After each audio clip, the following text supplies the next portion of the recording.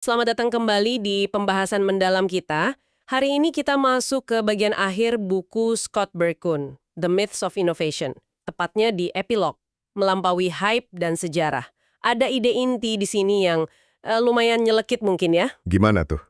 Bahwa inovasi sejati itu ternyata bukan soal teori canggih atau kisah-kisah heroik masa lalu yang sering kita dengar. Iya. Justru sebaliknya ya. Berkun kan nunjukin fakta menarik nih. Inovator hebat kayak Van Gogh, Edison, bahkan Steve Jobs, mereka itu nggak belajar inovasi secara formal gitu. Oh, jadi bukan dari buku atau seminar gitu? Bukan, mereka tuh lebih ke, gimana ya, terobsesi sama masalah yang pengen dipecahkan, terus ya kerja keras aja buat mewujudkannya. Fokusnya di melakukan, bukan di belajar caranya melakukan. Oke. Jadi sumber kita hari ini epilog buku Berkun itu ya, yang memang tujuannya kan ngebongkar miskonsepsi umum soal inovasi. Nah, tujuan kita di sini nih, kita mau coba gali pemikiran akhir Berkun, gimana caranya kita dan Anda juga bisa misahin mana yang penting, mana yang cuma hype, biar bisa fokus wujudin ide. Anggap aja ini kayak peta gitu ya, biar keluar dari hutan teori dan bisa mulai jalan di jalur aksi nyata. Kita coba saring deh, intinya epilog ini biar Anda bisa langsung pakai. Sip. Mari kita bedah argumen utamanya. Berkun bilang kita sering banget kesasar gitu ya, dalam gegap gempita hype inovasi dan cara kita baca sejarah. Iya, kesannya kan gampang gitu ya. Ada momen eureka, dramatis, sukses instan. Nah, itu dia. Tapi pertanyaannya, itu akar masalahnya atau cuma gejalanya aja? Itu lebih ke gejala sih menurut Berkun. Akar masalahnya, yaitu tadi, kita salah fokus. Para inovator hebat itu nggak nunggu siap atau harus paham teori dulu sampai tuntas. Langsung nyemplung aja gitu. Betul. Mereka terjun, gelut langsung sama masalah spesifik yang bikin mereka semangat, dan ya, kerja. Mitos besarnya kan kita mikir harus tahu dulu semua, baru bisa bertindak. Padahal seringnya, pemahaman mendalam itu justru datang pas lagi proses ngerjainnya. Wah, ini menarik nih. Mungkin Anda juga ngerasain hal yang sama ya, kayak, aduh perlu baca satu buku lagi deh, atau ikut workshop ini dulu, baru berasa pantes mulai sesuatu yang baru. Nah, Berkun kayaknya mau dobrak itu. Iya, kayak bilang, pengetahuan penting sih, tapi aksi jauh lebih penting. Jangan sampai nyari ilmu terus jadi alasan nunda aksi. Gitu ya kira-kira? Persis, jangan sampai jadi alibi. Terus Berkun juga nunjukin ada jebakan lain nih yang bikin kita susah gerak. Otak kita kan suka ya sama angan-angan, wishful thinking gitu. Pengennya yang instan ya, cari silver bullets, solusi ajaib. Betul, kita pengen jalan pintas. Tapi justru nyari-nyari jalan pintas itu malah bikin kerja keras yang benerannya jadi ketunda. Nah, ini nyambung banget sama konsep knowing-doing gap. Pernah dengar? Kesenjangan tahu laku. Ini dipopulerkan Piver sama Sutton, dikutip juga sama Berkun. Kesenjangan tahu laku, gimana tuh maksudnya? Analoginya gampang tapi kena banget. Beda loh antara tahu cara main gitar, misalnya bisa baca not, hafal kunci, nonton tutorial, sama beneran ngambil gitar terus mulai mainin. Ah, iya. Yang satu tahu teorinya. Yang satu lagi, praktek langsung. Mungkin awalnya fals, hancur, tapi terus latihan sampai akhirnya bisa. Nah, pengetahuan teori itu nggak otomatis jadi kemampuan praktis. Jelas banget analogi gitarnya. Tapi kenapa sih kesenjangan ini susah banget dijembatani? Apalagi kalau konteksnya inovasi yang seringnya kan abstrak. Apa cuma soal kurang disiplin aja? Lebih dari sekedar disiplin kayaknya. Buat jembatanin kesenjangan itu, kata Berkun dan pemikir lain yang dia kutip, butuh unsur psikologis yang sering kita lupain. Psikologis Hmm. maksudnya? Ya, kayak keberanian buat mulai walau belum yakin 100%. Terus, ketekunan buat lanjut pas ketemu susah atau ditolak. Terus juga, ya, nyaman sama risiko dan ketidakpastian. Oke, jadi bukan cuma soal bisa atau nggak bisa ya, tapi berani atau nggak berani ya? Dan mau kerja keras tanpa jaminan bakal dapat pujian atau imbalan dari luar. Ini bukan soal tahu caranya, tapi lebih ke berani nggak melakukannya. Wah, jadi kesenjangan itu bukan cuma soal ilmu versus skill, tapi lebih dalam lagi ya, soal zona nyaman versus berani hadapi ketidakpastian. Tepat. Dan Berkun kritik tuh, banyak industri konsultan inovasi atau hype kreativitas itu malah lebih banyak ngasih kita rasa nyaman dan pasti. Oh, saya tahu caranya sekarang. Bukannya mendorong buat beneran,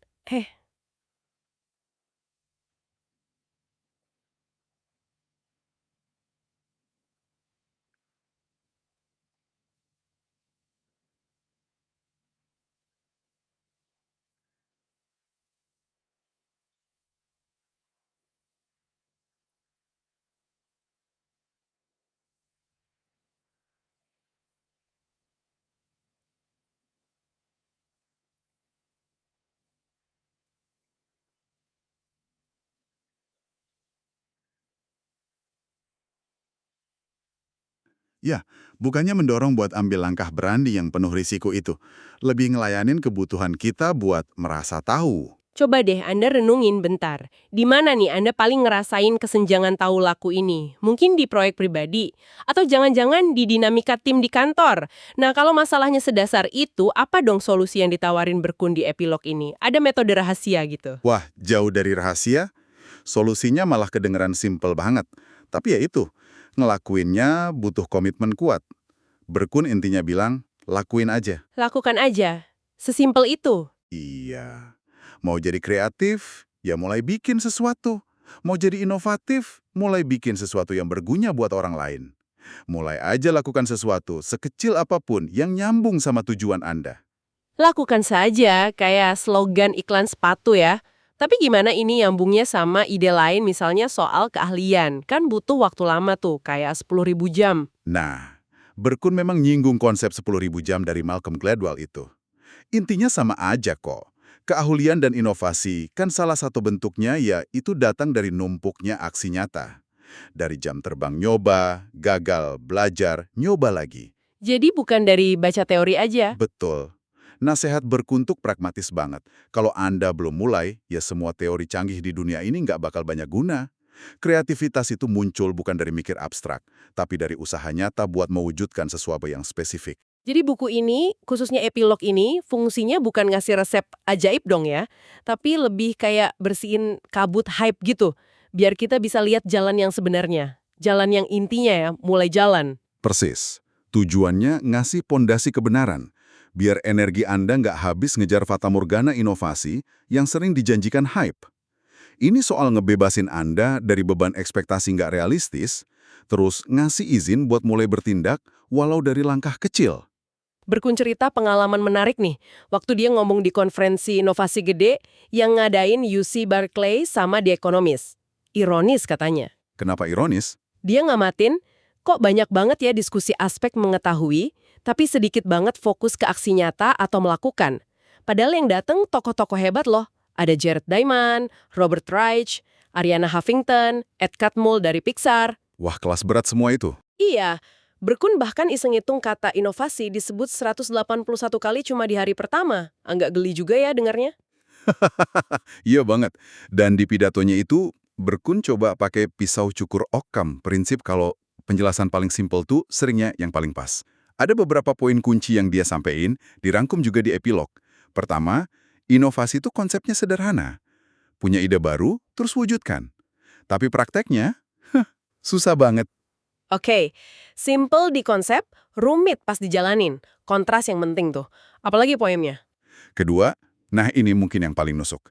Kebanyakan orang, termasuk pemimpin, dan dia kayaknya nyindir audiensnya yang rapi dan kelihatan konservatif, itu dasarnya enggan ambil risiko. Ini inti masalahnya ya seringkali. Bisa jadi, mewujudkan ide baru itu kan penuh ketidakpastian. Gagal itu jauh lebih umum daripada sukses. Ditolak itu biasa. Sejarah juga nunjukin, ide-ide besar jarang disambut karpet merah sama penguasa atau status quo. Kebanyakan inovasi gagal bukan karena idenya jelek, tapi karena ada penolakan terhadap perubahan dan risiko. Wah, ini kayak bilang kalau hambatan terbesar inovasi itu seringnya bukan teknis ya, tapi lebih ke politik dan psikologis di dalam organisasi atau masyarakat itu sendiri. Bener banget. Dan poin ketiga Berkun itu kritik tajam ke penggunaan kata inovasi yang udah terlalu sering dan salah kaprah. Salah kaprah gimana maksudnya? Dia nemuin ada 5 makna umum yang sering nyamar di balik kata itu. 1. Kita cuma pengen sesuatu yang baru aja. 2. Kita pengen sesuatu yang baru dan bagus. 3. Pengen yang baru, bagus, plus nguntungin. Oke, makin spesifik ya. 4. Pengen lebih agresif atau kerja lebih cepat, ini seringnya cuma omongan. 5. Nah ini yang paling umum katanya, cuma pengen kelihatan atau dianggap inovatif. Dia nekenin pentingnya bahasa yang jelas. 5 makna beda buat satu kata. Pantesan sering bingung ya. Poin soal bahasa yang jelas ini penting banget kayaknya. Bukan cuma soal kata-kata, tapi efeknya ke kerja tim kan? Gimana menurut Anda? Yang jelas itu ngebangun pemahaman bareng, bikin ekspektasi realistis, numbuhin percaya.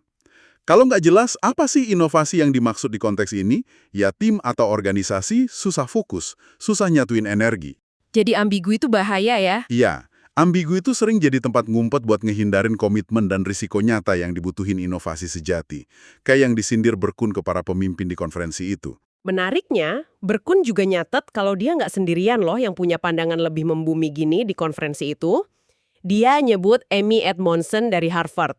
Apa nih kontribusi pandangan Edmondson yang relevan di sini? Edmondson, seperti kata Berkun, fokusnya ke dinamika tim dan pentingnya keamanan psikologis atau psychological safety. Keamanan psikologis, apa itu? Intinya gini, tim gak akan bisa kerja bareng secara efektif buat mecahin masalah sulit atau nyoba hal baru kalau anggotanya takut dianggap bodoh, gak kompeten, atau jadi pengganggu pas mereka ngomong, nanya, atau ngaku salah. Oh, jadi takut buat speak up gitu ya? Betul, menciptakan lingkungan di mana orang merasa aman buat ambil resiko interpersonal kecil kayak gitu, itu kunci inovasi di level tim. Dan ini, kata Edmondson, tanggung jawab utama pemimpin. Jadi, balik lagi ke dasar banget ya, rasa aman dan percaya dalam tim. Selain Edmondson, Berkun juga ngutip Ed Catmull, salah satu pendiri Pixar kan ya. Apa nih insight utama dari Catmull yang nguatin argumen Berkun? Berkun ngerangkum beberapa mutiara dari Catmull di epilog. Pertama, prinsip Catmull yang terkenal. Fokus ke orangnya, bukan cuma ide awalnya. Fokus ke orang, bukan ide. Ya, orang yang tepat itu bisa benerin ide yang biasa aja. Tapi tim yang rusak bisa ngancurin ide paling keren sekalipun. Bener juga sih, tapi prakteknya kan seringnya tekanan buat nemuin ide cemerlang itu tinggi banget ya. Gimana ngenyimbanginnya? Nah, itu dia tegangannya. Dan cara Catmull ngatasinya ada di poin berikutnya. Pemimpin harus berani ngaku nggak tahu. Saya nggak tahu jawabannya. Dan percaya sama orang-orang di tim buat bareng-bareng nemuin solusi. Wah, ini butuh kerendahan hati ya dari pemimpin. Banget! Ini bikin budaya di mana masalah dilihat sebagai tantangan bareng, bukan salahnya si A atau si B. Butuh waktu, butuh sabar, seringnya beda sama tuntutan hasil instan. Tapi Catmull bilang, ini investasi jangka panjang yang penting. Mengakui ketidaktahuan sebagai kekuatan, bukan kelemahan. Itu mindset yang beda banget. Ada lagi dari Catmull. Keterus-terangan, candor, kemampuan buat ngomong apa adanya, jujur, tanpa agenda politik atau ego. Ini penting buat nemuin dan atasin masalah yang sebenarnya. Terus, soal ngatasin ketakutan. Ketakutan gagal. Iya, Catmull bilang, biaya buat mencegah semua kesalahan itu seringnya jauh lebih gede daripada biaya buat memperbaiki kesalahan yang terjadi. Artinya, perlu ada toleransi sama kegagalan, sebagai bagian dari proses belajar dan eksplorasi. Toleransi terhadap kegagalan. Ini sering diomongin tapi jarang dipraktekin beneran ya. Nah, itu dia. Dan terakhir, Catmull ngingatin bahaya dari satu aja orang beracun di tim. Satu orang negatif, egois, atau nggak kooperatif, bisa ngerusak semua dinamika positif yang udah susah payah dibangun. Mirip kayak gagasan No Asshole Rule dari Robert Sutton yang juga disinggung Berkun. Oke, kalau kita tarik benang merahnya nih. Dari Berkun, Edmondson, sama Catmull, kayaknya semua mengerucut ke satu titik ya. Suksesnya inovasi itu bergantung banget sama pondasi hubungan antar manusia yang sehat. Ada percaya, aman secara psikologis, jujur, pemimpin yang mendukung. Prinsip dasar ini sering ketutup sama jargon dan metode inovasi yang ribet. Gimana, setuju gak? Setuju banget.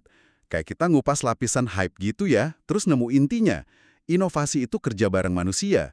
Jadi ya dinamika manusianya yang paling nentuin. Strategi dan ide bagus penting, tapi tanpa fondasi manusia yang kuat, ya bakal runtuh juga. Jadi dari semua wawasan di epilog ini, gimana dong Berkun ngerumusin lagi rencana sederhana buat berinovasi? Apa langkah konkretnya?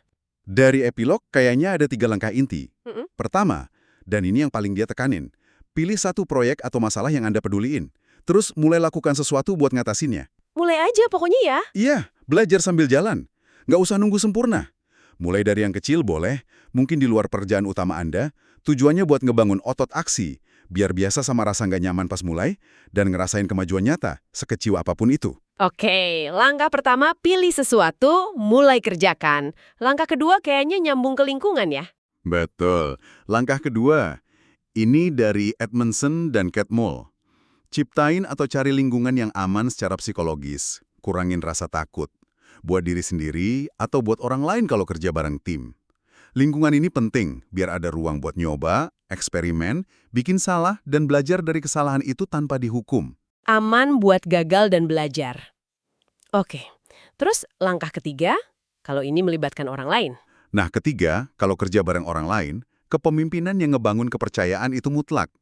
Peran pemimpin, kayak kata Catmull dan Edmondson, yaitu tadi, ciptain rasa aman, izinin ambil risiko yang pas, lindungin tim dari birokrasi atau politik kantor, jaga fokus ke tujuan bareng. Berkun kayaknya cukup tegas ya soal ini. Iya, dia belak-belakan di epilog. Kalau lingkungan Anda nggak punya pemimpin kayak gini, ya kemungkinan besar inovasi signifikan nggak bakal terjadi di situ. Pilihannya jadi susah. Coba ubah dari dalam, cari tempat lain, atau ya udah, terima aja. Rencana yang kedengarannya simpel ya, lakukan, bikin aman, pimpin pakai kepercayaan. Tapi jelas butuh berani, konsisten, dan matang secara emosi. Nggak gampang prakteknya. Tepat sekali. Dan tantangan buat ngejalanin rencana sederhana inilah yang dibahas lebih lanjut di bab-bab tambahan buku Berkun edisi berikutnya. Kayak soal mikir kreatif, cara jualan ide, jaga motivasi. Epilog ini kayak ngasih fondasi filosofinya gitu. Baiklah, setelah kita kupas tuntas epilog melampaui hype dan sejarah dari buku The Myths of Innovation, Scott Berkun, apa nih kesimpulan utama yang bisa kita bawa pulang? Pesannya lumayan radikal sih sebenarnya. Lupain dulu deh mitos soal jenius sendirian atau momen eureka. Inovasi sejati itu lebih sering hasil dari kerja keras yang fokus, berani hadapi ketidakpastian, tekun lewatin penolakan, komunikasi yang jelas, dan paling penting kemampuan bangun dan jaga lingkungan kerja yang dasarnya percaya dan aman secara psikologis. Jadi soal manusianya ya, prosesnya, dan keberanian buat gerak. Ya, intinya itu. Tentang usaha sadar buat jembatanin kesenjangan tahu laku tadi.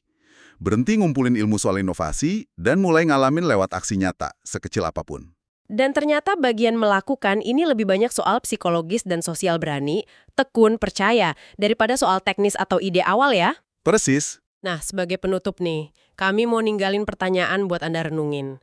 Coba pikirin lagi deh, satu proyek atau ide yang lagi Anda kerjain, atau mungkin pernah Anda coba dulu.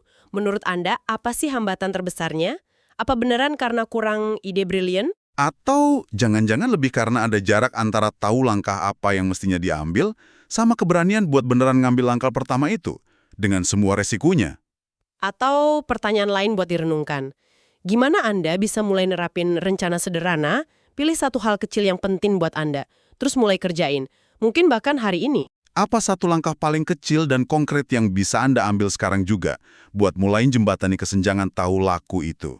Terima kasih sudah menyimak pembahasan mendalam kita kali ini. Semoga memberi perspektif baru ya buat perjalanan inovasi Anda. Sampai jumpa.